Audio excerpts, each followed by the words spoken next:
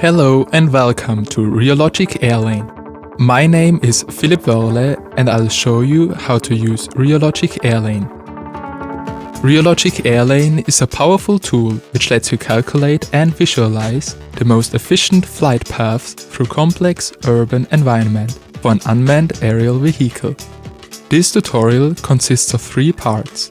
In the first part, I'm going to introduce you to Blender and I'll show you how you can visualize previously calculated flight paths. In the second part, we'll go through all necessary parameters for the calculation of our flight paths. And in the third part, I'll show you a few advanced options which will make your workflow in Realogic Airlane more efficient. There's a lot to cover, so let's dive right into it. If you download and unpack the zip file, you'll see a folder similar to this one. Now, enter the folder called Blender and start Blender. Blender is a powerful 3D creation suite, and in our case, it acts as a cockpit for our drone.